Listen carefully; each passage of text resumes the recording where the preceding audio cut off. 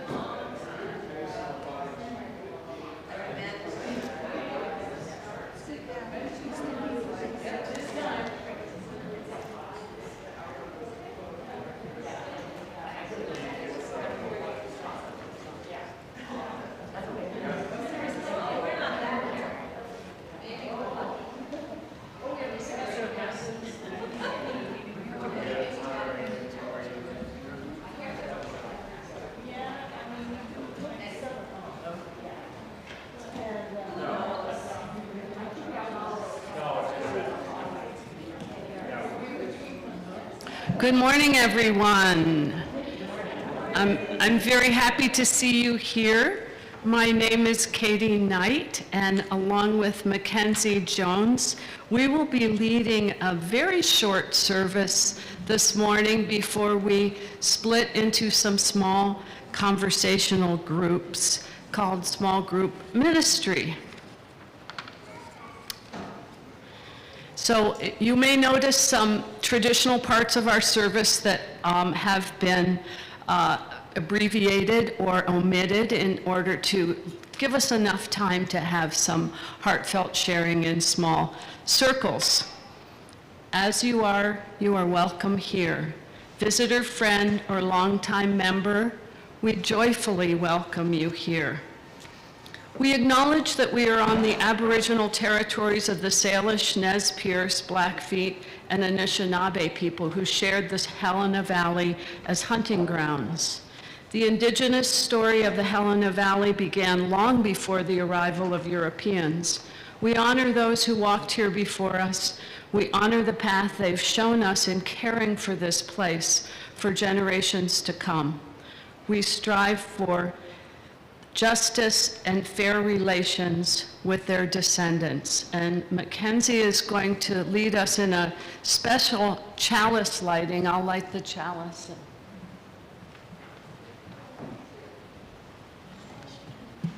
And this is located in your order of service if you'd like to read along. Light the chalice with these words from the Reverend Libby Stoddard, Minister Emeria of the First Universalist Society of Central Square, New York.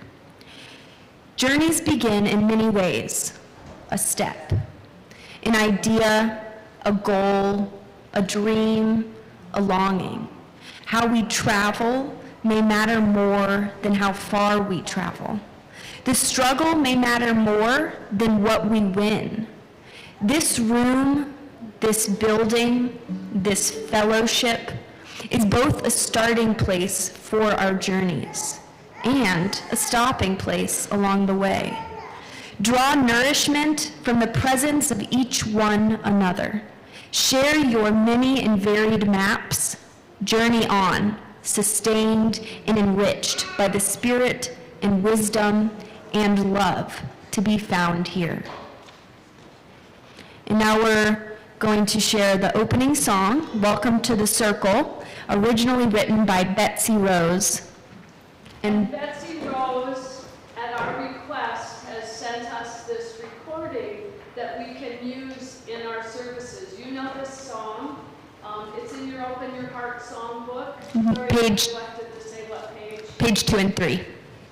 So please rise as you're willing and able and join Betsy and Mackenzie in singing Welcome to the Circle.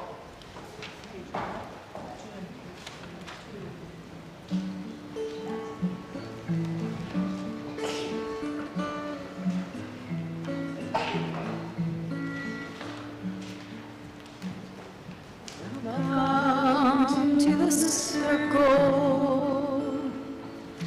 How far have you come? Do you need some company? A candle and a song? Are you feeling weary? Tired of feeling strong? Welcome to the circle. It's a place where you belong.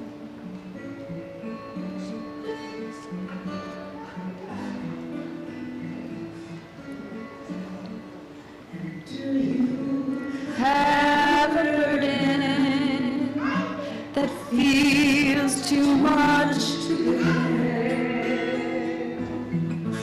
Do you have a bitterness you don't know how to share? Do you get too angry to breathe or laugh or pray? Well, there's no one in this soul who has never felt this way. No one in this circle who has never felt this way.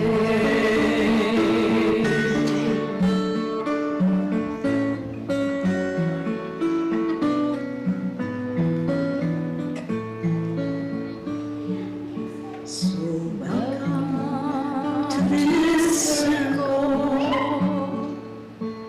Whatever brought you here, the valleys and the mountain tops, the muddy and the clear, and know your work is worthy, and know your heart is true, and know that all you give away will come circling back to you. You gotta know that all you give away will come circling back to you.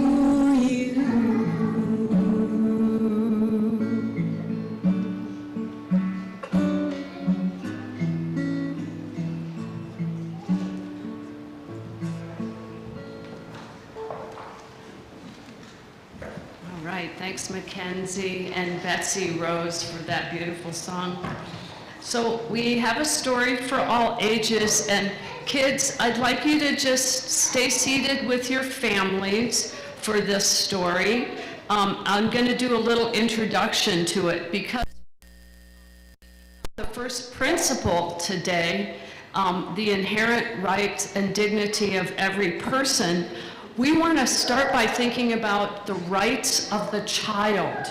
You kids all have rights. Every child on earth does. It doesn't mean that every child gets to exercise or experience the rights that they have, but the United Nations in 1989 adopted a covenant called the Rights of the Child, and that's what this story is about.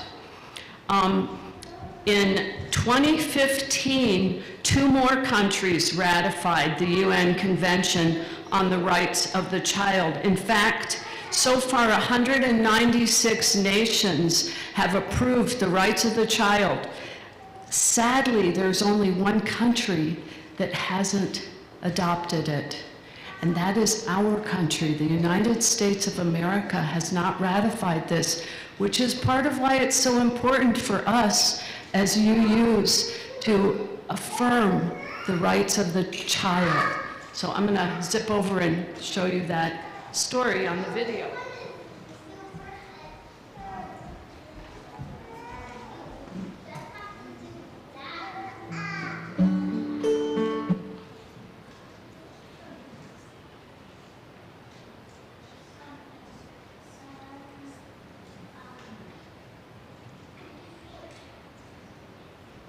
This $60 bathroom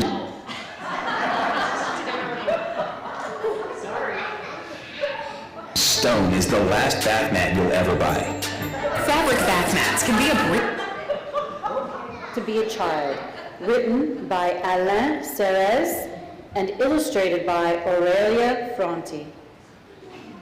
I am a child with eyes, hands, a voice, a heart, and rights. I have the right to a first name, a last name, a family that smiles at me, and a country that I can call my home.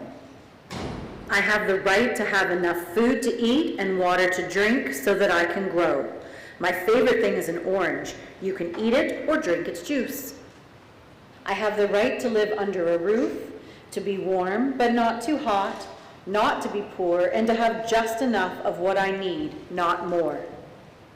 I have the right to be cured with the best medicines that were ever invented, and to run and jump and climb and shout, "It's so wonderful to feel good." I have the right to go to school without having to pay so that I can learn how birds or planes or poppy seeds fly. I have the same rights whether I am a girl or a boy. Boys and girls love to sing the same songs. I have exactly the same right to be respected, whether I am black or white, small or big, rich or poor, born here or somewhere else. I have the right to be helped by my parents, my friends, and my country if my body doesn't work as well as other children's. I have the right to be free from any kind of violence, and no one has the right to take advantage of me because I am a child. No one. I have the right to go to school and to refuse to go to work. I'll choose a job when I've learned everything I want to know. I have the right to be protected by adults and to be sheltered from disasters under a great big umbrella, whether there's too much rain or because of other sad things. I have the right never to experience the storm of war or the thunder of weapons. I am afraid of guided missiles and smart bombs. I have the right to breathe clean air that's as pure as the blue sky or a newborn polar bear cub. I have the right to play, to create, to imagine, to make faces and to leap around, and also to have friends, because dancing alone isn't very much fun. I have the right to learn about friendship, peace and respect for our planet, and for each human being who lives on it, for each animal that inhabits it, for each plant that nourishes it. I have the right to express myself completely freely, to say what I truly think about everything, even if it doesn't always please my dad to say exactly how I feel, even if it doesn't always please my mom. I have the right to all these rights just because I am a child, especially if I live in one of the 193 states in the world that have agreed to the Convention on the Rights of the Child. When will all children everywhere really have their rights respected? Tomorrow? The day after tomorrow? In 20 years? We need our rights to be respected now, today, because it is right now, today, that we are children.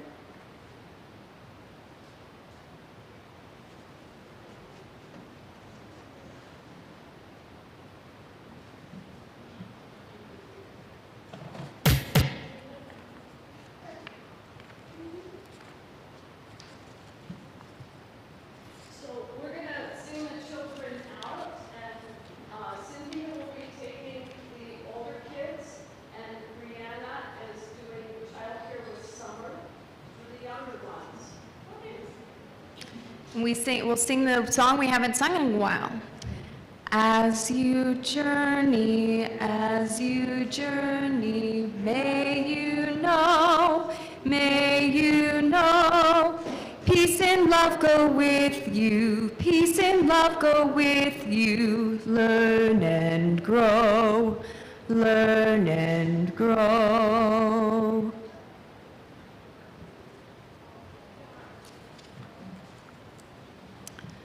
So our message this morning is going to be very short because you all are really bringing the message with you in your hearts, and I'm just going to kick it off with a little reflection about the whole phenomenon of these principles and purposes that are part of Article 2 in the bylaws of the Unitarian Universalist Association. And as a member congregation, Big Sky UU has signed on to these bylaws, which means we're part of something much bigger than ourselves. And I always reflect on Becky's comment. I'm sure I'm paraphrasing it, but why do we come together? We want to be part of something bigger than ourselves, and we are in so many different ways. It's been really interesting to study about the first principle, and there's so many great resources on the UUA, but I'm going to share just a few snippets. This is a living religion, which means that our principles are not set in stone, they are ever evolving, and the UUA is committed to adapting and updating to stay current and relevant with what's happening in our world. But way back in the past, 1961, when the Unitarians and the Universalists were trying to form an association and come together, there was a great deal of debate and discussion and even discord until they finally were able to adopt 6 principles. So I'm going to read just a couple of the 1961 principles and see if they make how you feel when you hear them. I'm trying to keep my feelings a little bit out of it, but I'm sure they'll come through. Number 2 was to cherish and spread the universal truths taught by the great prophets and teachers of humanity in every age and tradition, immemorially summarized by the Judeo-Christian heritage as love to God and love to man. Number 3, to affirm, defend, and promote the supreme worth of every human personality, the dignity of man, and the use of the democratic method in human relationships. 6, to encourage cooperation with men of goodwill in every land. Well, you can imagine how the women's movement felt about this language of the principles, and so there was a great deal of debate and struggle, and over time, it came to the General Assembly in 1981, where they proposed some very specific new language. Well, some of the Christian Unitarian Universalists were deeply threatened by these changes. They, in fact, felt that there was an attempt to eliminate Christianity from our religion. Eventually, in 1985, the 7 current principles were adopted along with the 6 sources. We're not going into those today, but that's how our religious sources were incorporated. And the principles that we now have up on our beautiful screen are basically unchanged in the last 37 years. So, you can imagine how some UUs feel about this. There are current changes in the works. As a living faith, because we are committed to keeping our principles and purposes relevant, we're now in a period of tremendous change. And in response to some proposals in 2017 at the General Assembly, the UUA appointed an Article 2 study commission. There's some great videos online about this, and there's been a lengthy period of discussion, in fact, ongoing Zoom meetings, and in the next few months, the study commission will be incorporating all the suggestions they've gotten and coming out with a proposal which will eventually be voted on at the General Assembly 2023. So the changes are, in a snippet, are basically this, the proposed changes.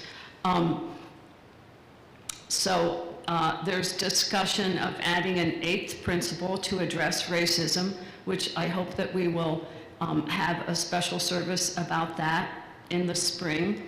But I wanted to just lead up to it in a sequence here as we really reflect on all our principles. The 5th principle and the 7th principle have also been the subject of discussions about possible amendments. So there's a proposed revision to that 1st principle, and that is, instead of saying we covenant to affirm and promote the inherent worth of and dignity of every person, it would become every being. The inherent worth and dignity of every being. What does being mean? What does it mean to you? So the goals for this change include, we want to change the conversation about the religious, spiritual, and ethical aspects of living in a multi-species world. We want to reflect more deeply and broadly about what it means to be compassionate in a multi-species world. And we have the goal of changing the 1st principle in order to contribute to changing the conversation and changing ourselves. So I'm going to give you a minute to just reflect on this. And then we have a closing song, and we'll move into a small group process, which will give you some guidance on.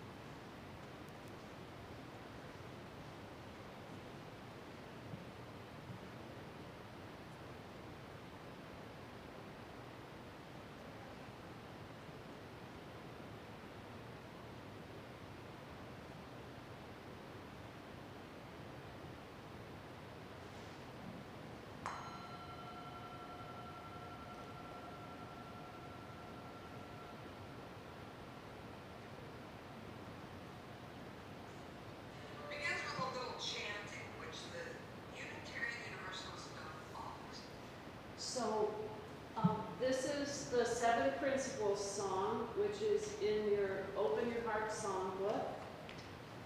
Please rise as you are willing and able and join us in singing page 59.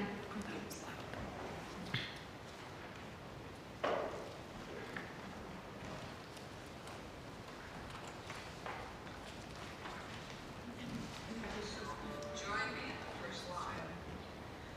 We, the member congregations of the Unitarian Universalist Association, do covenant to affirm and promote the inherent worth and dignity of every person. Every person. Inherent worth and dignity of every person. We do affirm and promote equity and compassion in human relations. Justice, equity, and compassion. We do affirm and promote accepting one another and encouraging spiritual growth in the covenant of our congregations.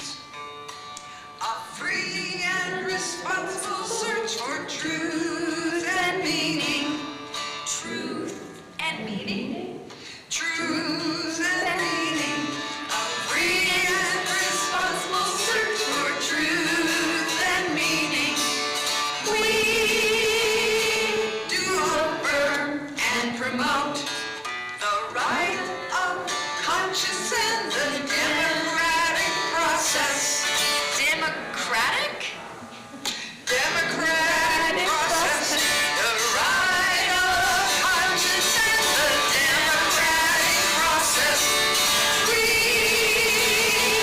do affirm and promote within our congregations and society at large.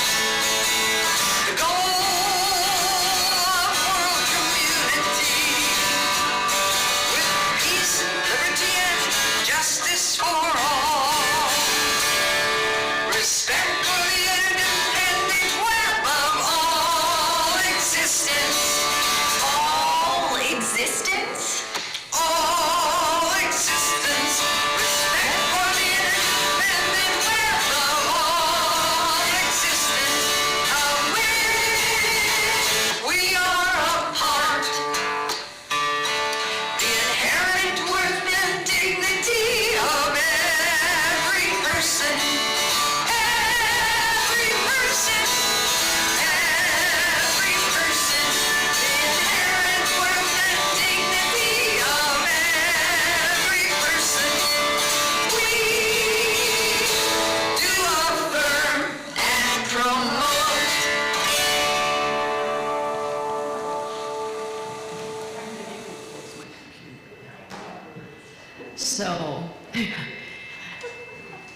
So before we split out into our 4 small groups, I'm going to describe to you what our process will be, and then Mackenzie's going to lead us to count off and create our groups. This is an adaptation of small group ministry. I don't mean to misrepresent what that means in UU practice. Generally what it means is you have a whole lot of reading homework and you commit to show up for 90 minutes once or twice a month just for that discussion. So I'm adapting it to try to work it into our service time slot. And there is a covenant, so I'd like you to look in your bulletin and read this with me, because we're asking you to covenant to a certain kind of respectful process in the group. all present covenant to honor the safety of the group by listening to others with an open heart, refrain from crosstalk, judgment, or giving advice, share as deeply as I can when it's my turn, not to gossip about what is shared in the group and tell only my own story to others. Okay, so there's going to be 2 rounds of sharing in each small group with 6 or 7 people in the group, and during each round, one person speaks at a time for 1 to 2 minutes, and the job of the listeners is to listen deeply, keeping their hearts open. Speakers share from the heart as deeply as they are willing. The question for round 1 is, do I really believe that all people have worth and dignity? Why or why not? If so, how do I practice this principle? So there will be a leader in each group. Pat, will you be our 4th leader? We have 3 appointed, okay. And each person takes a minute or 2 to respond, and nobody answers unless the leader could say thank you. Anybody who wants to can pass, and at the end of one person's turn, just take a few breaths, and then the next speaker begins. I think we'll have time for a second round, and I'd like you to address the question, would you extend the first principle to all beings? Why or why not? And what does all beings mean to you? And we just keep going around until the time runs out. I am going to lead a circle right here, and at 12:30, I will extinguish the chalice with whoever is present. If you're in a discussion group and you're not quite ready to end, I think that's okay. It depends, it's on the decision of the group. So I figure the fellowship hall might be available. Marianne's going to check and see. Marianne will be one of the group leaders, Mackenzie, me, and Pat. And we don't have a dominating role, just facilitate. Okay, so we could have a couple of groups go into the fellowship hall, 1 on each side, and we could have a group go downstairs, or we could have 2 in here, but we don't really have good share situations. So Mackenzie, will you lead us in counting off? And as soon as we finish counting off, I'm going to have the leader of that group tell us where you'll be. So we have decided we want to split people as much as possible. I know it's hard, you want to be with your family. But we think more perspective shared with a different group of people is powerful. So we're going to count off. We're going to split up into 4 groups. You may have done this in school back in the day. We'll start over here, and you say 1, 2, 3, 4, and then we'll start over at 1. Feel good about that? 1, 2, 3, 4, 1, 2, 3, 4, 1, 2. We'll start in the back. Wait, we'll skip Pad because he's a leader. 1, 2, 3, 4. You can be a part of one of them if you want. 1, 2, 3, 4. 1, 2, 3. Great, thank you so much. And we have another group, and that is our online group. So if you are streaming this service on YouTube, please go to the Zoom link that was provided in the announcements and the email that I sent again yesterday, and Sarah Bewley will be your group leader. Pad will be 1, Marianne will be 2, Katie will be 3, I will be 4.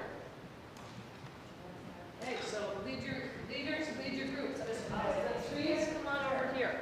Where? Which where? Go where? We're gonna take the fireplace in the fireplace room, and I'll be on the other side.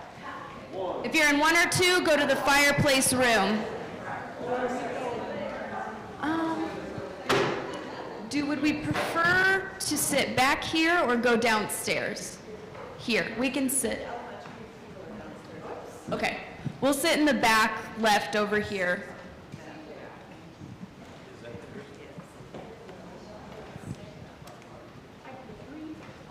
Great. You can pick.